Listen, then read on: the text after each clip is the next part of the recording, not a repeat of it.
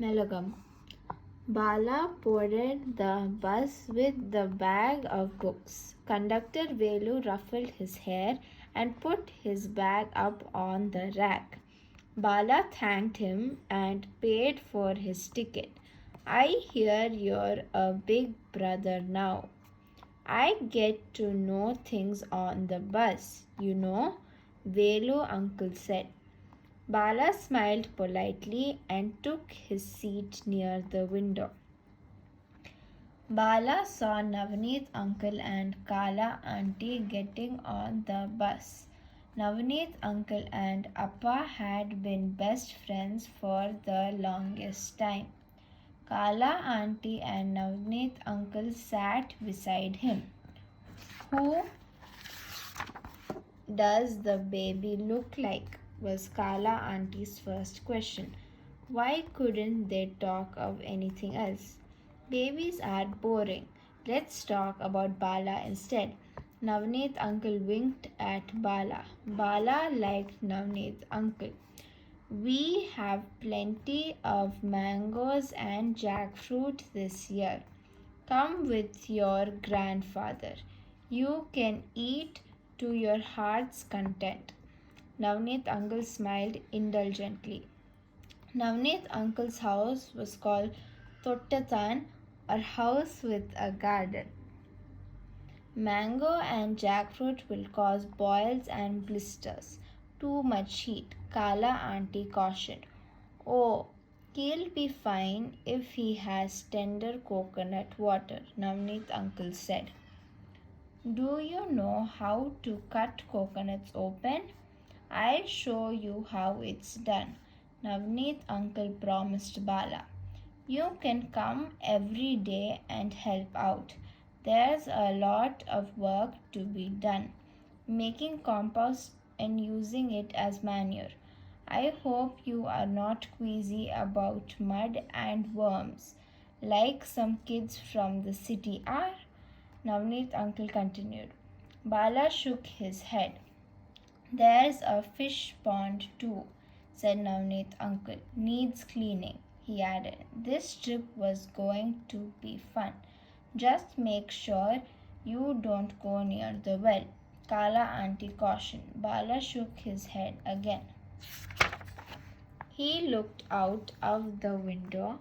The temple tower was in sight. It would only be minutes now. The bus slowed down and came to a stop. Bala clambered out and ran to his grandfather. He's grown so tall, Navneet uncle said to Bala's grandfather. Do bring him home. Navneet uncle waved as he walked away. Bala and his grandfather walked home. Raghu Tata, tell me a story, Bala demanded. Not now. Wait till you get home, said Raghu Tata. No, why? Bala protested. Too much traffic, was Raghu Tata's response. Bala looked around. There were cyclists, flower sellers, and goats. In a few minutes they had reached home. Ambupati was waiting at the gate, beaming at him. How thin you've become, was her first comment. She always said that. We'll fatten you up in 3 weeks, she assured him. Feeding and fattening people was Ambupati's pet project. Bala didn't mind. Take a bath. You've come by bus. Ambupati showed him off. What will you eat? There's pongal, vada, idli, dosa, chutney and sambar. I've made all your favorites, she said when he had bathed. Everything, Bala grinned. Ambupati was pleased. She watched while Bala ate, serving him second and third helpings of everything. Here, have some Mysore pak, she said when he was done. Bala had no space left in his tummy, but how could he refuse Mysore pak? So he ate a piece. It tasted so good, Bala had to have another. Pati offered him yet another piece. Bala was about to explode by this time, but he agreed to have half of it. Bala was so full he couldn't move. It was only then that he remembered Raghu Tata's promise to tell him a story once they got home. He curled up on the big swing like a python. Tata, tell me a story. Your Pati has fed you as if you are Bakasura. Raghu Tata remarked. What is that? Who, not what, Raghu Tata corrected. Bakasura was a demon Bhima defeated. Tell me the story of Bakasura.